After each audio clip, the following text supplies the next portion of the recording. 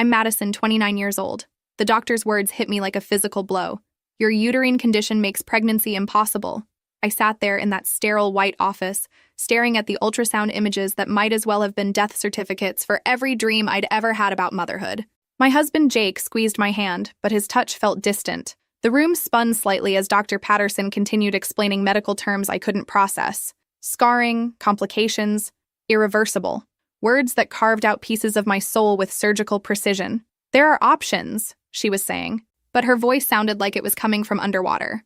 Surrogacy, adoption. I nodded mechanically, but inside, everything was crumbling. Since I was 12 years old, I'd planned my future around being a mother. Baby names written in diary margins. Career choices made specifically to accommodate future pregnancies. My entire identity built around a biological function that would never happen. Where are you watching from today? Drop your location in the comments below and hit that like and subscribe button if you've ever felt like your dreams were ripped away in an instant. You'll definitely want to stick around for what happened next. The drive home was silent except for the hum of tires against pavement. Jake kept glancing at me like I might shatter if he spoke too loudly. Maybe he was right. I felt fragile enough to dissolve completely. At home, I locked myself in our bedroom and stared at the hope chest I'd been filling since college. Tiny onesies.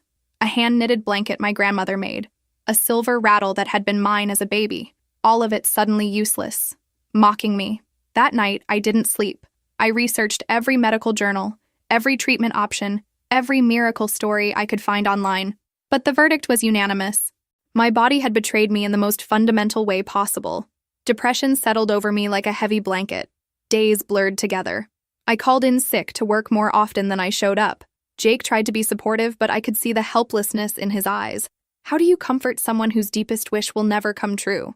My twin sister Emma became my lifeline. She brought me groceries, sat with me during the worst crying spells, and held me when I couldn't form words to describe the emptiness inside.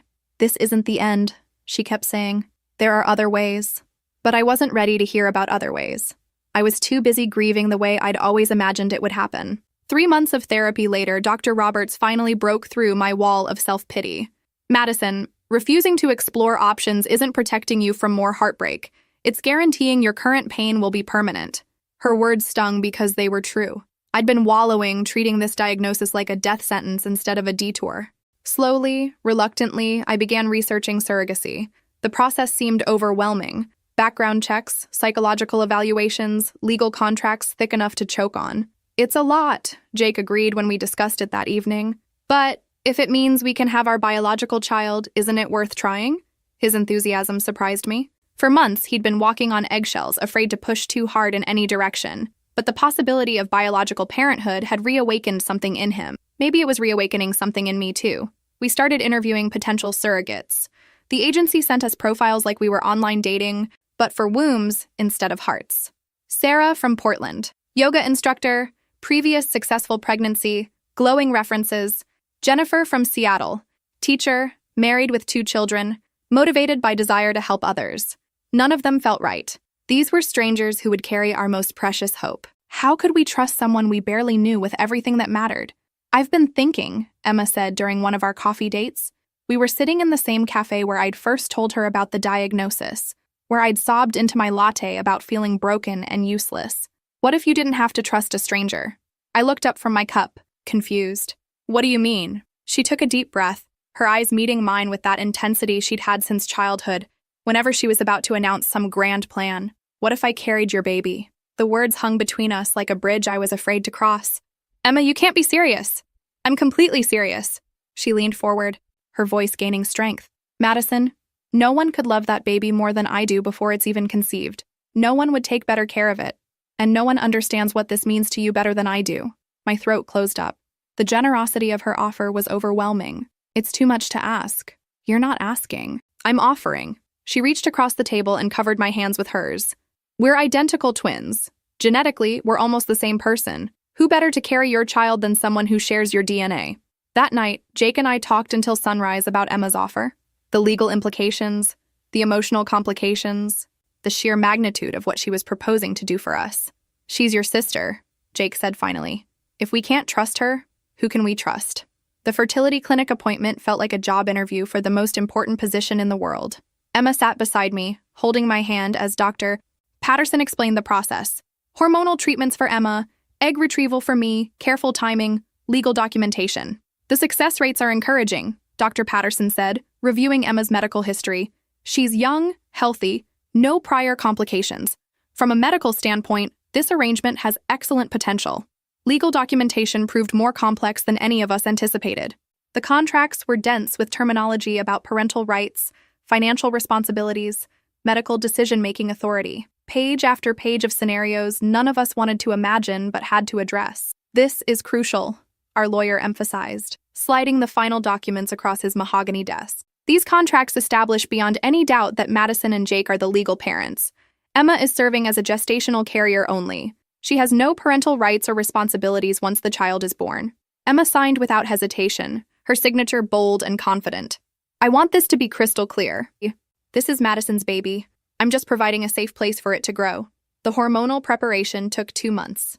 Emma endured daily injections with stoic determination, updating me on every side effect, every doctor's visit, every milestone in the process. Her dedication was humbling. I've never seen anyone more committed to someone else's happiness, Jake observed one evening as we reviewed Emma's latest medical reports. Your sister is incredible. I agreed wholeheartedly. Emma was sacrificing her body, her time, her comfort for our dream. How could I ever repay such selflessness? The day of the transfer, we all held hands in the medical facility's waiting room. Emma squeezed my fingers as they called her name. Here we go, she whispered. By this afternoon, I could be carrying your baby. 2 weeks later, the pregnancy test came back positive. Emma called me from her bathroom, crying happy tears into the phone. Madison, it worked. I'm pregnant with your baby. I sank onto my kitchen floor, overwhelmed by gratitude and disbelief. After months of devastation, hope was growing inside my sister's body. Our genetic material, Jake's and mine, finally becoming the child we'd dreamed of. I'm going to take such good care of this baby, Emma promised. I'm going to eat perfectly, exercise gently, avoid everything dangerous. This little one will have the best possible start. For the first time since my diagnosis, I felt genuinely happy. Not just hopeful, but truly, deeply happy. Emma moved into our spare bedroom during her 2nd month of pregnancy. I want you to be involved in everything, she insisted, dragging her suitcase up our stairs. Every doctor's appointment, every ultrasound, every weird craving. This is your pregnancy experience, Madison. I'm just the vessel. Having her close felt like a miracle. I could monitor her nutrition, ensure she was resting enough, accompany her to every medical checkup. The baby was developing perfectly, measuring exactly on schedule with a strong, steady heartbeat that brought tears to my eyes every time I heard it. Look at those tiny fingers, Jake marveled during the 12-week ultrasound, pointing at the grainy image on the monitor. That's our baby in there. Our baby. The words still felt surreal, but increasingly real. Emma's body was changing, expanding to accommodate our growing child. Her sacrifice became more visible every day, and my gratitude deepened proportionally. I threw myself into preparing financially for our baby's arrival. With Emma's medical expenses on top of regular bills, money was tighter than usual. I started working overtime, picking up extra projects, saying yes to every opportunity that could increase our savings. You're working too much, Jake worried as I left for the office at 7:30 on a Saturday morning. The baby isn't due for 6 months. Exactly why I need to work now, I replied, kissing him goodbye. Once the baby arrives, I want to take extended maternity leave. These extra hours now mean more time with our child later. Emma supported my strategy completely. Work as much as you can, she encouraged. I've got everything handled here. The baby and I are doing great. And they were. Emma followed every guideline religiously. Prenatal vitamins, regular exercise, balanced nutrition, adequate sleep. She documented everything in a pregnancy journal that she planned to give me as a keepsake. Your baby's first home was well cared for, she wrote in one entry I accidentally glimpsed. The thoughtfulness of that gesture brought tears to my eyes. By the 5th month, we'd settled into a comfortable routine. I worked long hours while Emma managed her pregnancy with meticulous care. Jake split his time between supporting both of us. Excited about becoming a father, but also grateful for Emma's sacrifice. I don't know how we'll ever thank your sister enough, he said one evening as we watched Emma reading pregnancy books on our couch. She's giving us everything. I agreed completely. Emma was giving us the most precious gift imaginable, our biological child. Nothing could ever diminish my appreciation for that generosity. Everything seemed perfect. Too perfect, as it turned out. I came home early from work that Tuesday, excited to surprise Emma with the organic prenatal supplement her doctor had recommended. The house felt different the moment I stepped inside. Too quiet, but not empty. Voices drifted from the living room, low and serious. I should have announced myself, should have called out hello and given them time to shift whatever conversation was happening. Instead, I set down my bag silently and moved toward the voices, curious about who was visiting in the middle of a weekday afternoon. The living room doorway revealed a scene that rewrote my understanding of reality in a single glance. Jake sat on our couch, holding Emma's hand. Both of my parents flanked them, their expressions grave but supportive. Emma's other hand rested protectively over her rounded belly. Over my baby. The child needs to be with its real parents, Jake was saying, his voice calm and certain. This arrangement was always complicated, but now, he squeezed Emma's fingers. Now it's clear what's best for everyone. I gripped the doorframe, my knees threatening to buckle. They hadn't noticed me yet, too absorbed in their conversation to register my presence in my own home. Madison will understand eventually, my mother said, her tone gentle but firm. She's always been reasonable. Once she sees how happy Emma and Jake are together, she'll realize this is the right decision. The baby deserves a stable home with parents who are committed to each other, my father added. This isn't about hurting Madison. It's about doing what's best for the child. Emma nodded, tears streaming down her face. I never planned for this to happen, but I can't deny my feelings anymore. And the baby. She looked down at her belly, voice softening with maternal tenderness. The baby should stay with me. I'm carrying it. I feel connected to it in ways Madison never could. The connection between a mother and child is sacred, Jake agreed. Pregnancy creates bonds that no contract can override. It's natural selection, my father observed with the clinical detachment he'd always applied to uncomfortable situations. The right parents will raise this child. Biology has a way of correcting artificial arrangements. I stood frozen, watching my family discuss my replacement like I was already dead. They'd thought this through, planned it, made peace with their decision to betray me completely. The conversation continued, but I'd stopped processing words. My sister, my twin sister, my closest friend, the person I'd trusted most in the world, was stealing my husband and my baby, and my parents were helping her do it. I backed away slowly, grabbed my keys from the kitchen counter, and left through the back door. None of them noticed my absence until much later. The papers were ready 3 days later. Divorce documents that Jake presented with apologetic eyes and carefully rehearsed explanations about following his heart and doing right by the child. I signed them without argument, my hand steady despite the earthquake in my chest. Madison, I hope you understand this isn't about not caring for you, he said, watching me initial page after page. You're a wonderful woman, but Emma and I, what we have is meant to be. I didn't scream, didn't throw anything, didn't demand explanations for how my marriage had dissolved while I was working overtime to support our growing family. Instead, I nodded and kept signing. Each signature felt like closing a door on the life I'd thought was mine. Where will you go? Emma asked, her voice small with guilt but firm with resolve. She stood in our bedroom doorway, watching me pack my belongings into the same suitcases I'd used for our honeymoon 2 years earlier. I'll figure it out, I replied, folding my clothes with mechanical precision. Amazing how a life could fit into so little space when you stripped away everything that had never really belonged to you. My parents called that evening, their voices heavy with false concern. We know this is difficult, my mother said. But in time, you'll see this was the right decision. The baby will have a loving home with 2 parents who are committed to each other. Emma never planned for this to happen, my father added. Love isn't something you can control. Jake realized where his heart truly belonged. I listened politely, made appropriate sounds of understanding, assured them I harbored no resentment. They seemed relieved by my composure, interpreting my calmness as acceptance rather than the strategic control it actually was, because I wasn't devastated anymore. I was focused. The initial shock had crystallized into something harder and infinitely more dangerous. Clarity. Crystal clear understanding of exactly what had been taken from me and exactly what I could do about it. That night, alone in a cheap motel room, I spread the original surrogacy contracts across the scratchy bedspread. Every page, every clause, every legal safeguard our lawyer had insisted upon. Emma's signature bold and confident on documents establishing that she had no parental rights to the child she was carrying. My child. Created from my genetic material, carried by someone who had explicitly waived all maternal claims. The law was remarkably clear on this point, as I discovered during late-night internet research sessions that stretched until dawn. They thought they'd won, thought they'd stolen my life and my child while I was too weak to fight back. They'd underestimated the woman they'd created through their betrayal. I wasn't the same Madison who'd signed those divorce papers with quiet dignity. I was someone harder, someone smarter, Someone with nothing left to lose and everything to reclaim. Someone who understood that revenge served cold was infinitely more satisfying than revenge served hot. My phone buzzed with a text from Emma. Doctor's appointment tomorrow at 2 p.m., 20-week scan. We should know the gender. I deleted the message without responding, then opened a new browser tab to research the best family law attorneys in the state. The baby wasn't due for 4 more months. Plenty of time to prepare for the surprise they'd never see coming. They wanted to play family with my child? Fine. Let them get comfortable. Let them make plans, choose names, decorate a nursery. Let them believe they'd won completely and permanently. In 4 months, they'd learn that some battles aren't over when you think you've won them. They'd learn that legal documents matter more than feelings. And they'd learn exactly what happens when you betray someone with nothing left to lose. The real game was just beginning. You know what they say about rock bottom? It gives you a solid foundation to build on.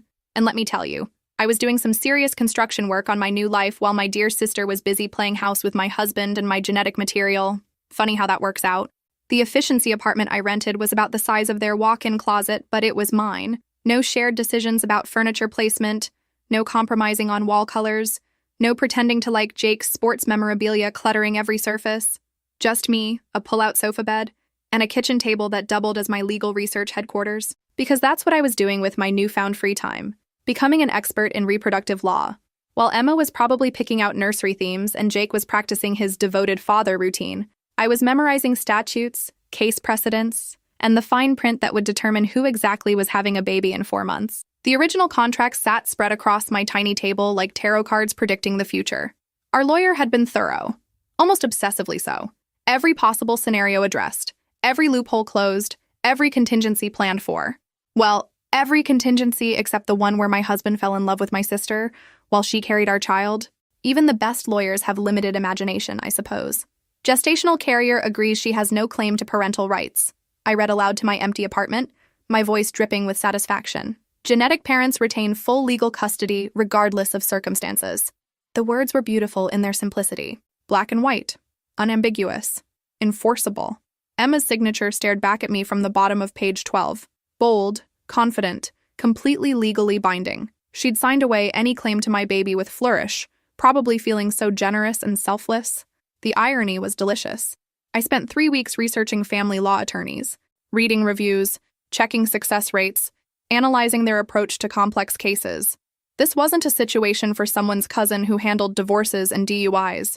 I needed a specialist, someone who understood that biological relationships and legal relationships weren't always the same thing. Margaret Chen came highly recommended by online legal forums.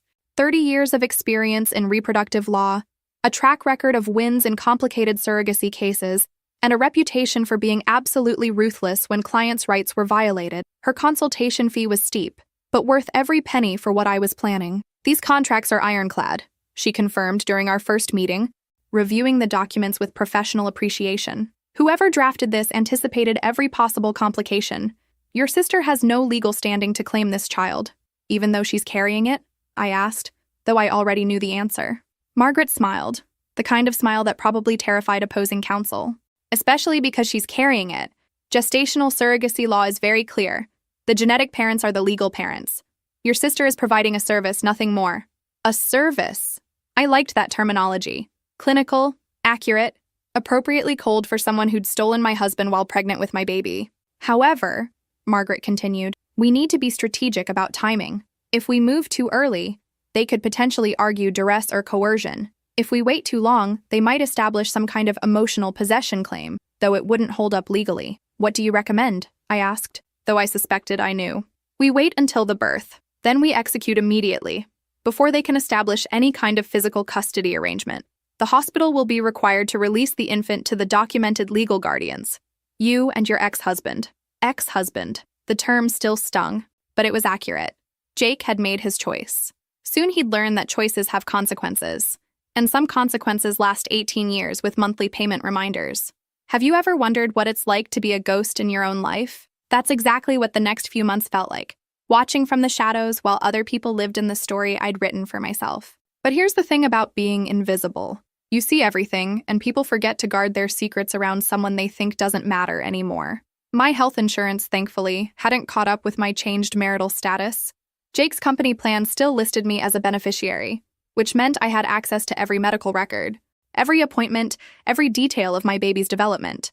The irony was perfect. He was paying for me to monitor the pregnancy he'd stolen from me.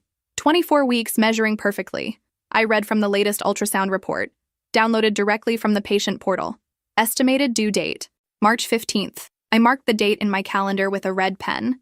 March 15th would be the day my new life officially began. Margaret had been busy establishing our legal groundwork, emergency custody orders prepared in advance, hospital notifications filed with the legal department, documentation proving my continued financial responsibility for all medical expenses, everything ready to execute at a moment's notice. Your sister and ex-husband have no idea what's coming, Margaret observed during one of our weekly strategy sessions. They seem to believe that possession equals ownership. It's a common misconception that works in our favor. Through mutual friends and social media stalking, don't judge me, desperate times call for desperate measures, I kept tabs on their happy little domestic scene. Emma posting pregnancy photos with captions about unexpected blessings and love finding a way. Jake commenting with heart emojis and promises to be the best father possible. My parents sharing everything with proud grandparent enthusiasm. The whole performance was nauseating, but also incredibly useful.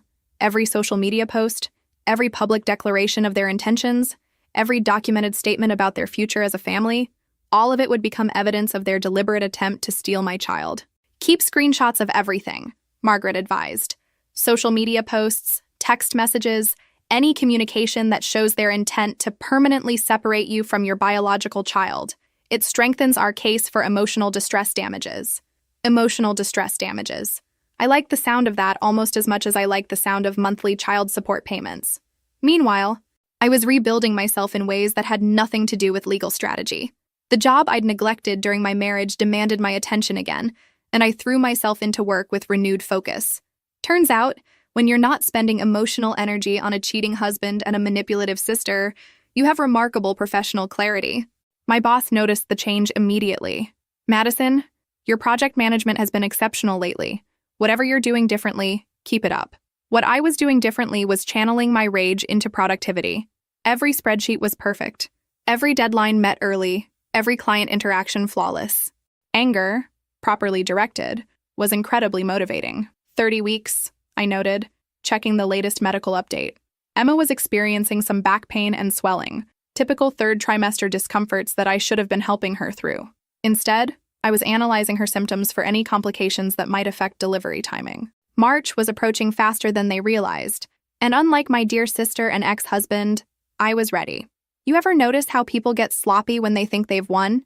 It's fascinating from an anthropological perspective, the way victory makes people careless, overconfident, absolutely convinced that their success is permanent. Emma and Jake were about to become a case study in premature celebration. 36 weeks, I announced to my bathroom mirror, reading the latest medical report like a countdown to Christmas. Baby could arrive any time now. The formal tone couldn't hide my excitement. After months of careful planning, we were entering the final phase. Margaret's team had been meticulously preparing our legal arsenal. Emergency custody orders signed by a judge who'd reviewed our case with professional disgust at Emma and Jake's behavior.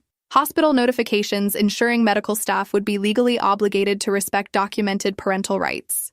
Even security protocols in case my former family tried to interfere with the transfer. Transfer, such a clinical word for taking back what was always mine. The medical records showed that Emma had chosen Riverside General Hospital for delivery, a detail I'd noted with particular satisfaction. Riverside was where I'd been born, where my grandmother had died, where I'd volunteered during college. The staff knew me, respected me, and would follow legal documentation to the letter. Everything's ready, Margaret confirmed during our final preparation meeting. Judge Morrison has signed the emergency custody order. Hospital administration has been notified. Your ex-husband will be served with paternity and support papers immediately following the birth. Support papers. Jake was about to discover that being a biological father came with financial responsibilities that lasted considerably longer than romantic feelings. The child support calculations had been particularly satisfying to review. Based on his current salary, he'd be paying me approximately $1,800 monthly for the next 18 years. What about Emma? I asked, though I already knew the answer. She has no legal standing whatsoever, Margaret replied with professional satisfaction. The contracts she signed are comprehensive. She voluntarily relinquished all parental rights. Any attempt to claim custody will be dismissed immediately. I'd been tracking Emma's social media posts with anthropological fascination, nursery photos featuring a crib they'd never use, baby clothes organized in drawers that would remain empty, registry lists for items that would never see their intended home. The dedication to this elaborate fantasy was almost admirable. Jake's posts were equally delusional. Photos of himself assembling a changing table, captions about preparing for fatherhood, comments from friends congratulating him on his impending family with Emma. Did he honestly believe that sleeping with my sister somehow transferred legal custody of our child? The male ego truly knows no bounds. My parents had thrown Emma a baby shower last weekend, an event I learned about through carefully monitored social media updates. Photos showed a room full of people celebrating the arrival of a baby that would never live in that house. Never call Emma mommy, never become part of their revised family narrative. The guest list had been interesting. Extended family members who'd presumably been told some sanitized version of events. Family friends who thought they were celebrating a happy ending rather than a spectacular beginning of consequences. Even Jake's parents, apparently buying into whatever story they'd been told about this magical new arrangement. March 12th, I noted, seeing Emma's latest hospital pre-registration update. 3 days ahead of schedule, but within the normal range for delivery. Margaret's team was on standby, ready to execute our plan the moment I received notification that labor had begun. My phone buzzed with a text from an unknown number, probably Emma using a new contact since I'd blocked her months ago. Labor starting. Going to hospital now. Thought you should know. How thoughtful of her. How considerate to keep me informed about the delivery of my own child. I screenshot the message for our legal file, then called Margaret. "It's time," I said, surprised by how calm I sounded. "They're heading to the hospital now. We'll be there in 20 minutes, Margaret replied. "Are you ready for this?" Ready? I'd been ready since the day they betrayed me. This was just the culmination of months of careful planning, legal preparation, and strategic patience. "More than ready," I said, grabbing my keys and the folder containing every document that would transform this day from their triumph into their worst nightmare. The real show was about to begin. Picture this. You're expecting the happiest day of your life, surrounded by people you love, about to welcome a baby you believe is yours. Now imagine a knock on the door that completely destroys that fantasy in under 60 seconds. That's exactly what happened to my dear sister and ex-husband on what should have been their perfect family moment. I arrived at Riverside General 30 minutes after receiving Emma's text, just as labor was transitioning into active phase. Perfect timing, dramatic enough to be memorable, but not so late that I'd missed the main event. Margaret and her associate followed in a separate car, briefcases full of legal documentation that would rewrite everyone's understanding of this situation. The maternity ward felt surreal. Fluorescent lighting, that peculiar hospital smell of disinfectant and anticipation, the distant sounds of new life beginning. I checked in at the nurse's station with documents establishing my legal right to be present for my child's birth. "Mrs. Madison Taylor?" the nurse confirmed, reviewing my paperwork. "Yes, we have you listed as the primary guardian, room 314, where my baby was about to be born, and where several people were about to have the worst surprise of their lives." I could hear voices through the door. Emma's exhausted breathing, Jake's nervous encouragement, my mother's excited commentary about becoming a grandmother. They sounded so happy, so prepared, so completely unaware that their entire narrative was about to collapse. I knocked gently and entered without waiting for permission. After all, it was my child being born in there. The scene was exactly what I'd imagined. Emma in the hospital bed, hair matted with sweat, gripping Jake's hand during contractions. My parents flanking the bed like proud guardians. Jake's parents sitting nearby with video cameras ready to document their grandchild's arrival. Everyone froze when they saw me. Not the good kind of freeze, like when you surprise someone with a birthday party. The bad kind, like when you realize the person you thought was dead is standing in your living room holding a legal document. "Madison," Emma gasped between contractions. "What are you doing here?" "I'm here for the birth of my child," I replied calmly, setting my purse down and pulling out a chair like I belonged there. Because I did belong there, more than anyone else in that room. "Your child?" Jake's voice cracked with disbelief. "Madison, we discussed this months ago.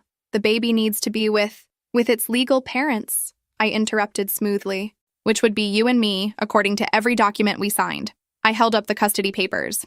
Funny how legal contracts work. They remain valid even when people's feelings change. The room erupted in overlapping voices.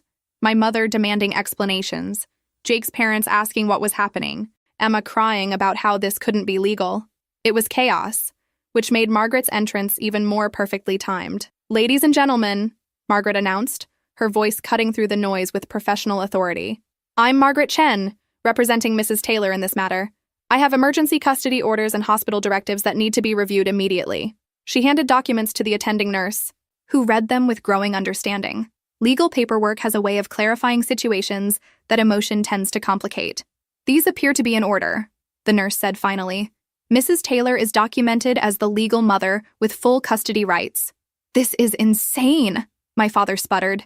Emma has been carrying this baby for 9 months. She has no rights whatsoever, Margaret interrupted coldly. Ms. Emma Taylor voluntarily relinquished all parental claims in a legally binding agreement. She is a gestational carrier, nothing more. Emma's next contraction seemed stronger, more urgent. The monitor showed the baby's heart rate accelerating. Our child was ready to join this spectacularly dysfunctional family drama. Push, the doctor instructed, apparently deciding that legal complications could be sorted out after the medical emergency was resolved. And then, at 11:43 p.m. on March 12th, my daughter was born. Perfect, healthy, absolutely beautiful, and legally mine from the moment she took her first breath. They placed her on Emma's chest initially, following standard protocol. But when the nurse asked who would be taking the baby home, Margaret stepped forward with our documentation. The infant will be released to Mrs. Madison Taylor, the documented legal guardian. The moment they placed my daughter in my arms, everything else became background noise. Emma's sobbing, Jake's protests, my parents' threats to call their lawyer. None of it mattered. My baby was finally where she belonged, with her real mother. What do you think happens when someone tries to steal your life and discovers that legal documents are stronger than emotional manipulation? You get a front row seat to the most spectacular meltdown in family history. That's what. And let me tell you, it was better than any reality TV show ever produced. The hospital became ground zero for what I can only describe as the complete implosion of my former family's elaborate fantasy. Security was called when my parents refused to accept that they couldn't override legal custody with grandparental outrage. Jake alternated between begging me to be reasonable and threatening to fight the documentation in court. Emma was the worst of all. Watching her realize that carrying my baby for 9 months hadn't actually made her its mother was simultaneously heartbreaking and deeply satisfying. She kept reaching for my daughter with this desperate, possessive need that revealed exactly how far she'd fallen into her own deception. You can't just take her, Emma sobbed as the nurses prepared my discharge paperwork. I carried her. I felt her move. I'm her mother in every way that matters. Except legally, Margaret replied with professional detachment, which is the only way that actually matters. The beauty of legal documentation is its complete indifference to feelings. My daughter belonged to me because I was her genetic mother, and Emma had voluntarily waived all claims. No amount of emotional testimony could change that fundamental reality. Jake's response was particularly entertaining. He seemed to believe that being the biological father entitled him to some kind of decision-making authority about custody arrangements. His shock when he received paternity papers along with child support calculations was almost comical. $1,800 a month? He sputtered, reviewing the financial obligations that came with his parental rights. For 18 years? Congratulations, I said sweetly, adjusting my daughter's blanket. Being a father is expensive. You should have considered that before you decided to become one. My parents tried everything from guilt trips to legal threats. They called their family lawyer, who promptly informed them that surrogacy contracts were ironclad and my rights were unassailable. They threatened to sue for grandparental visitation, until Margaret explained that grandparents have no legal standing when parents refuse access. You can't cut us off from our granddaughter, my mother pleaded during one particularly dramatic confrontation. We've done nothing wrong. Nothing wrong except conspire to steal my child, support my husband's betrayal, and attempt to permanently separate me from my own baby. But sure, nothing wrong at all.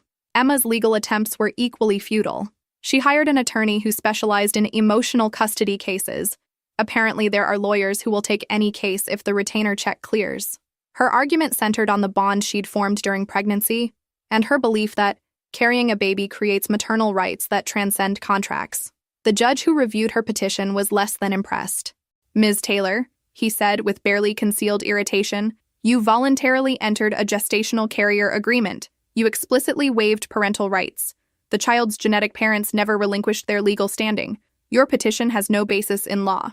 Case dismissed. Next, Jake's child support obligations became legally enforced 3 weeks after our daughter's birth. $1,800 monthly, plus half of all medical expenses, educational costs, and childcare fees. His romantic gesture of leaving me for my sister was turning into the most expensive midlife crisis in recorded history. The most satisfying part was watching their elaborate plans crumble in real time. The nursery they'd prepared sat empty. The baby clothes they'd purchased would never be worn by the child they'd intended. The family name they'd chosen was irrelevant because I'd already filed birth certificate documentation with the name I'd selected months earlier. Emma moved back in with our parents after the hospital discharged her. Without a baby to care for, without Jake's full-time companionship, without the fantasy family she'd constructed in her mind, she seemed lost and smaller somehow. The confident woman who'd stolen my life had been replaced by someone who looked confused about how she'd ended up with nothing. "I never thought you'd actually take her," Emma admitted during one final confrontation at our parents' house. "I thought you'd see how happy we were and realize this was better for everyone. Better for everyone." The narcissism was breathtaking. She genuinely believed that her happiness with my husband and my child was more important than my rights as the actual mother. The entitlement was almost impressive in its completeness. "You thought wrong," I replied, my daughter sleeping peacefully in her carrier beside me. "About pretty much everything. Sometimes the best revenge isn't dramatic confrontation or elaborate schemes. Sometimes it's simply taking back what was always yours and walking away from people who never deserved you in the first place." That's exactly what I did. And let me tell you, the view from the other side of betrayal is absolutely spectacular. I moved to Portland 6 weeks after my daughter was born. New city, new life, new beginning. Everything they'd tried to steal from me, rebuilt on my own terms. The apartment I chose had 2 bedrooms, hardwood floors, and large windows that filled the space with natural light. Most importantly, it was 800 miles away from my former family and their ongoing dramatics.